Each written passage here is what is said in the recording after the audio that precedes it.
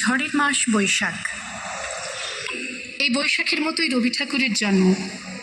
সোনার আশ্বিনে নয়, হিমের রাতের অঘ্রাণে নয়, ফুল রাঙানো ফাগুনে নয়, এই খর ক্ষিপ্র বৈশাখেই তাঁর জন্ম।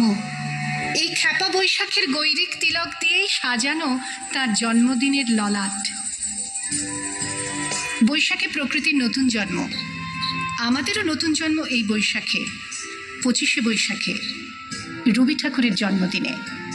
দেখতে হয় না ক্যালেন্ডার, জিজ্ঞেস করতে হয় না তারিখটা কবে, আগে থেকেই বুকের মধ্যে সাড়া ওঠে 25শে বৈশাখ আসছে, রবি ঠাকুরের জন্মদিন। বছরে একটা দিনের জন্য তারা নতুন হয়ে যায়।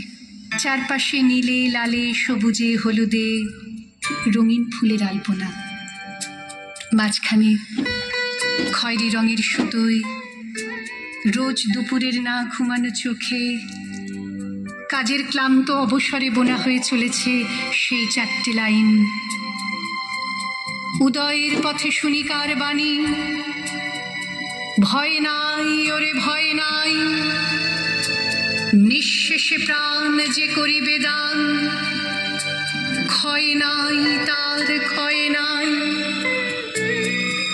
শুধু কি সূচি কাজে? না, বিদেশকে চোখের সামনে দৃষ্টান্ত করে রাখার আন্তর্জাতিকতা রবি ঠাকুরের। আমাদের সংস্কৃতিকে মাটির কাছাকাছি এগিয়ে নিয়ে যাওয়ার সংকল্পে রবি ঠাকুর। আমাদের সভ্যতাকে দানবের হাত থেকে ছিনিয়ে নেওয়ার সংগ্রামে রবি ঠাকুর।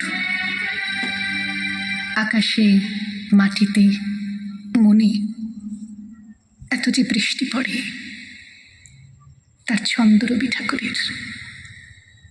এত যে ফুল ফোটে, তার গন্ধ রবি ঠাকুরের। তাই প্রতিদিনই তাঁর জন্ম, কোনো দিনই তাঁর মৃত্যু নেই। কালের কালা পাহাড় এসে কোনো দিন যদি ভারতবর্ষ থেকে সমস্ত ঠাকুরের পুজোর প্রদীপ নিভিয়ে দিয়ে যায়, তবু একটি ঠাকুরের বেদি চিরকাল থাকবে মাটির সঙ্গে গাঁথা। কোন ঠাকুর? রবি ঠাকুর।